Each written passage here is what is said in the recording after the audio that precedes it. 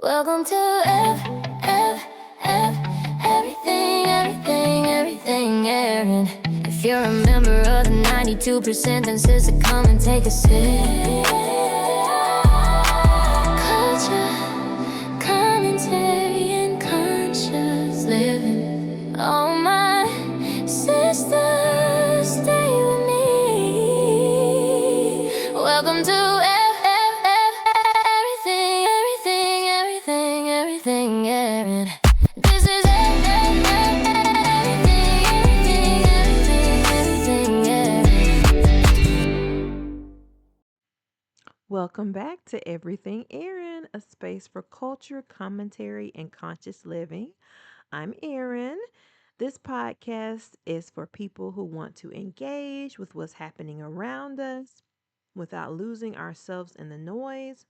We make room for self definition, nuance, and clarity. Each episode is an invitation to think critically, feel honestly, and stay grounded while navigating power, identity, and change, both in the world and within ourselves. Wherever you're listening from, I'm glad you're here. And as Jeezy says, let's get it. Welcome to a special mini-sode of Everything Erin, the podcast, culture, commentary, and conscious living.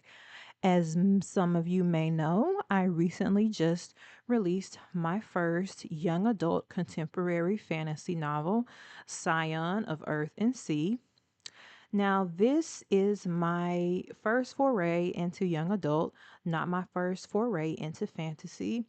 And there were so many things calling me to write this book, mainly love and showing honor and reverence to my late grandmother, Lily Ree Allen, as well as showing love and attention to the ancestors.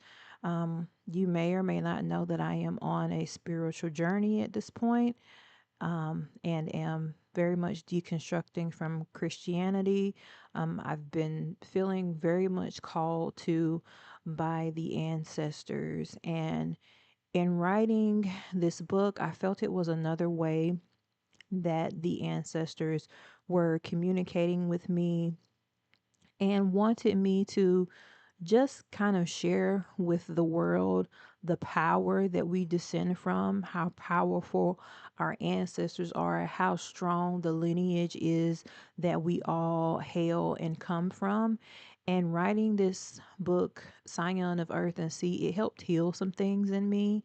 Um, it helped me to deal with the feelings of grief I still have about my grandmother's passing, even though it's been 21 years at this point.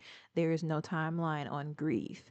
And writing this book was a way for me to pay homage and to honor her, as well as to tie together some of the things that my spirit very much has always felt called to, the ocean, ancient Egypt, dreams of past lives, and then that part of me that has always wanted that one true love that would stand the test of time no matter what. So today you have a very special treat. I'm going to be reading to you, straight from Scion of Earth and Sea. Please forgive me in advance because I am not a voice actor. So we're going to start with the prologue. 2 months ago. Grandma, I thought we were going fishing since you wanted to get up this early. Where are we going? Hush, follow me. The sun had barely risen. A few small streams of light peeked through the dense fog, thick and swirling white. It hovered over the surface of the ground, eerie and mysterious. Grandma, how much further to wherever it is we're going? I asked. Not much further. We're going to meet someone very important. I continued following my grandmother down the winding dirt path, wondering exactly what my grandmother Lily was up to so early this morning. I almost stepped on her heel when she stopped in front of me abruptly. We're here. No, no way. Rows and rows of dark gray and moss stained headstones lined up in front of us. I stood frozen in place as my grandmother walked over to the first headstone and placed her hands along the top of it. Grandma, what is this place? This is our family burial plot. Generations and generations of our people lay beneath us. I walked closer to the graves. Most of the graves didn't even have headstones or any kind of markings to distinguish who they were. But Grandma, I thought New Mount Carmel was where our family is buried. That's where Granddad is. I don't see any markers on these graves, I said, not completely understanding. It is, but this graveyard is on the edge of an old town that used to exist, Blue Ferry. Our ancestors are also buried here, Grandma said. So, what happened to it? How come I've never heard of it? I followed my grandmother, trying to ignore the creepy feeling crawling up my neck and back as we walked through this old graveyard, stopping every so often for my grandmother to touch one of the headstones. You already know the answer to that, baby. Like all things, when white folks decide they want something, they come in and take it. They write up phony deeds. They tricked folks that weren't so well educated into signing things. And the ones that were smart enough to stand up and fight back, they killed them. Hanged so many of them that the ones that were left decided it wasn't worth it to keep fighting. I reached for my grandmother's hand, sad realizations and understanding settling into my bones. I looked at the headstones with renewed appreciation. At the same time, my heart seemed to drop in my gut. It's always the same story, isn't it, Grandma? Unfortunately, it is, baby. My grandmother used to tell me stories about Blue Fairy. It was on a natural spring with some of the clearest, most beautiful water. You could walk right up and drink straight from the spring. The grass was green and you could practically grow any crop you wanted. There was always an abundant harvest. Sounds like a little slice of paradise, I said as we continued walking through the graves, careful not to step on any. It was, baby. It truly was. When Grandma stopped walking, that was when I noticed that we'd come to the very end of the field where the graves lay. Behind us was only a dense forest of pine trees. My grandmother stopped and turned around. Did they kill all these people, Grandma? My grandma looked at me, her light brown eyes welling with tears. Yes, the one or two that escaped from Blue Fairy stayed around in the area so there would be someone who remembered our history and passed it on. You see, there's a reason these graves aren't marked. We didn't want any more desecration. To anyone that might come by here and doesn't know any better, it's just an unmarked graveyard. I shook my head. While this story was one that I'd never heard before, in a way it was like so many others that Grandma had told me about. Rosewood, Ocoee, so many black towns destroyed by racism. Tears formed in my eyes and I blinked them back. It wasn't right. Even today, so many refuse to take responsibility or even attempt to make up for past wrongs. Even at my young age, it grieved my soul. You want to make sure these graves aren't tagged or vandalized like the Emmett Till memorials, huh? Exactly, baby. A soft breeze blew an errant leaf at my face and I brushed it away. The force of the wind increased and it made my micro braids swirl around my face. I tugged them back behind my ears. Then the small hairs on the back of my neck started to rise, and a subtle pulsing vibration seemed to go through my body. Something was happening. I asked as I tried to ignore my rising unease. A soft tinkling sound, almost like music, reached my ears, haunting and ethereal. I looked around as the fog continued to rise and the sun slowly started to spread its long rays to shine down on us.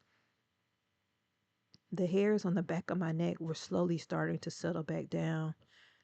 There was nothing for me to fear here. This place was a part of my family's history. My ancestors lay here. And then the twinkling sound came again. I closed my eyes and listened more intently. Wade in the water, children, wade. The voice was rich, with a harmony that could only be described as the voice of an angel. I kept my eyes closed and kept listening. God's gonna trouble the waters. You hear it, don't you, baby? I opened my eyes. You can hear it too, Grandma? She nodded, the wind whipping her still black hair around her face. Yes, the connection is strongest for me here. Grandma, what connection? What's going on? Just wait, child. You'll see. We were in an ancient graveyard, hearing singing, and not a soul was around except us. I kept looking around, but Grandma only stood, eyes closed, lost in the song until it stopped. Through the mist, something was coming towards us. I licked my suddenly dry lips as the shape of a woman appeared. With an easy grace, she came through the fog towards us. Her thick black hair hung down her back and was tied away from her head with a red piece of cloth. But it was the dress she wore that caught my attention. It seemed to be made of living fire. I blinked again to make sure that I wasn't hallucinating, but she was still there. A ghost was coming towards my grandmother and me. Grandma, do you see her? I whispered, voice shaking. She's magnificent, isn't she? Grandma, she's a ghost. You don't need to be scared. She's who I wanted you to meet. I was too stunned to say anything as the woman came closer towards us. Now I could make out the shape of her features.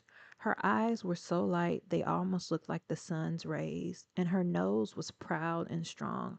Her lips were full and pink, but it was the color of her skin that was most easily the most beautiful I'd ever seen. Like the rich brown butter that made a roux, it seemed to gleam in the sunlight.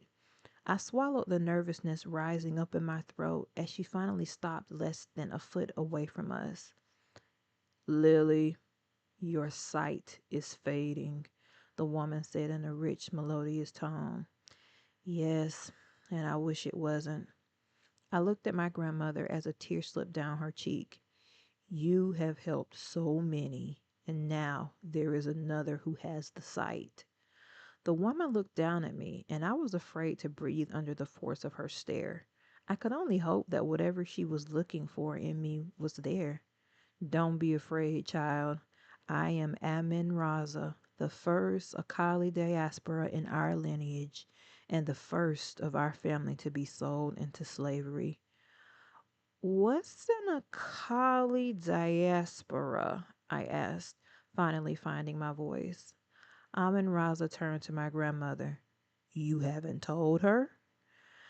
I thought this was something she should hear from you. Amin Raza smiled, turning her attention back towards me. A Kali diaspora, spirit channeler of the diaspora. You can see spirits and haints who still inhabit this plane, as well as those that have gone on. The motherland is the thread that links us all. So you're saying that I can see and talk to black spirits? I asked. Yes, just like I could when I was first brought to this cursed land, the same as your grandmother once could. What do you mean, like grandmother once could? I looked between the two of them. My sight is fading. I can still see Amun Raza because she is the most ancient of our line on this soil, and because this ancestral graveyard gives me the strongest channel to the spirit world. You are going to be the one to take my place. What am I supposed to do? The sun had risen just above the trees, bathing us in a soft, mystical glow. You can help lost spirits find their way into their afterlives. You have the power to break the chains that hold them here, Amun Raza said. Flames appeared behind her eyes. She looked as much flesh and bone as grandmother and me, but looking closer, I noticed a hazy aura around her. It seemed as if part of her essence was slipping away and mixing around her with the fog, as if she was slowly fading from this world. With shaking hands, I reached out to touch her. My hands passed right through her. I jerked them back. Do not be afraid, child. We are one. I nodded, still too overwhelmed to say anything, and then I found my voice. But why me? I asked. There was none among your grandmother's children to wield the gift, but there is something in you, some other strange magic brimming just below the surface. It is not of our line, but when the two of them awaken, you will be something this world has never seen before, Amun Raza said.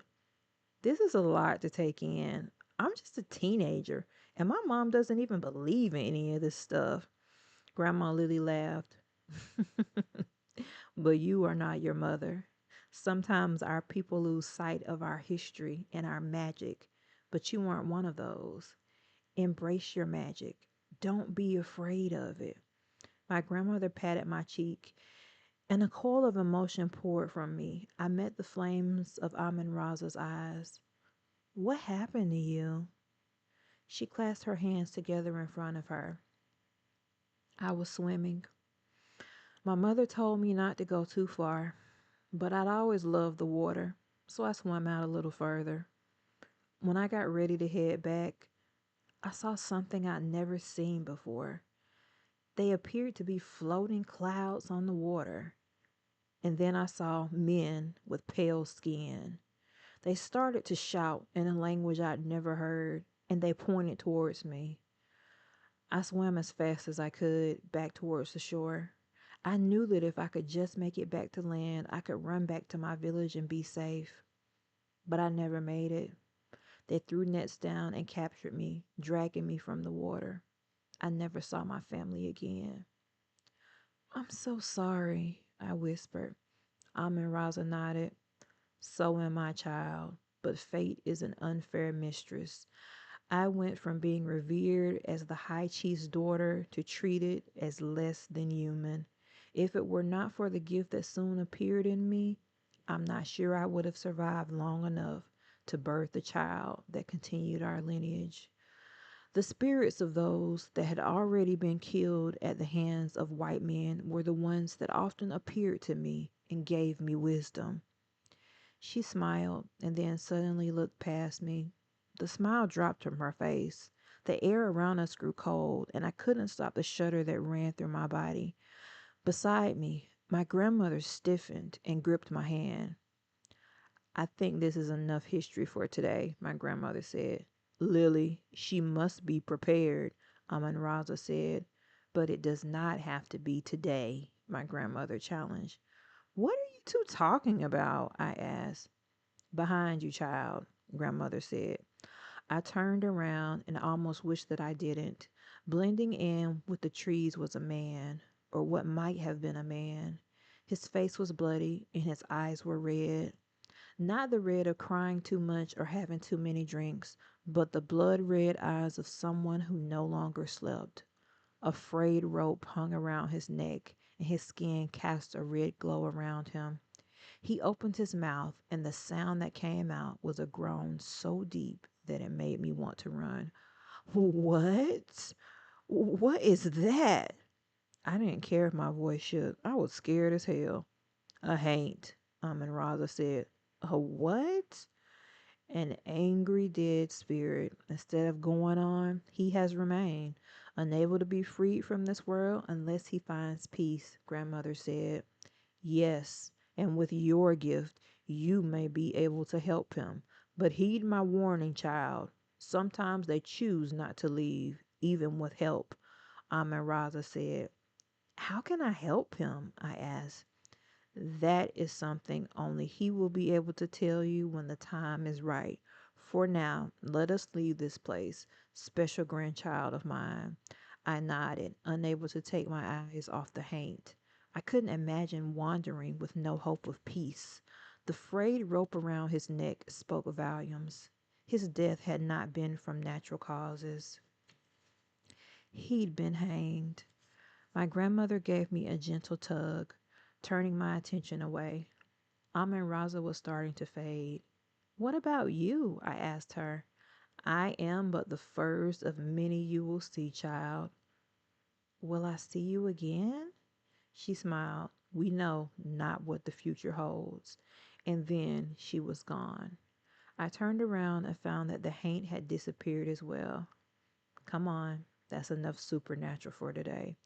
Hand in hand, I walked with my grandmother back through the graveyard to where her car was parked beside the narrow dirt road. I was lost in my thoughts as we got inside the car.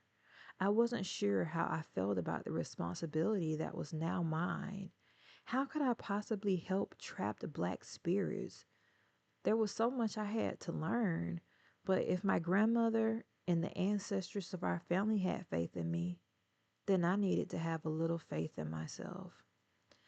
I hope you guys have enjoyed the prologue of Scion of Earth and Sea. And if you haven't had a chance to check it out, it is available now on Amazon. You will find the links in the show notes. And if you would like, here is a quick synopsis of Scion of Earth and Sea. 16-year-old Corey Daynard is a high school honor student who wants nothing more than to be a regular teenager. However, having the ancestral ability to assist long dead black people cross into the afterlife makes her life anything but normal.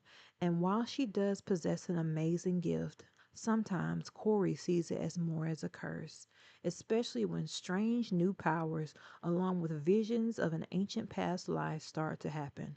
Corey starts to fear that the only person that may have answers about what is happening to her is someone she's never met, her father.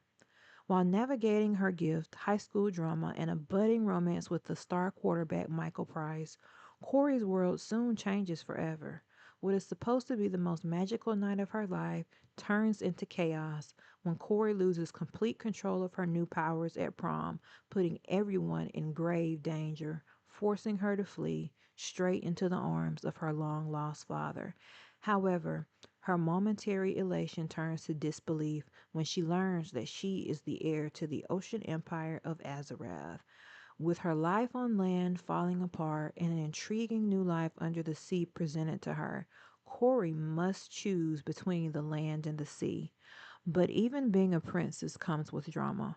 Ostracized by some in her father's kingdom, Corey soon finds herself forced to establish her right to the throne by battling her cousin, who is seen as the true heir. Things go from bad to worse when a sea monster awakened by a long forgotten god threatens to destroy Azarath. Corey then realizes that not only is she the only one that can save the kingdom, but that there is a deeper connection to her visions, her newfound powers, and an even deeper connection to Michael than she could have ever imagined.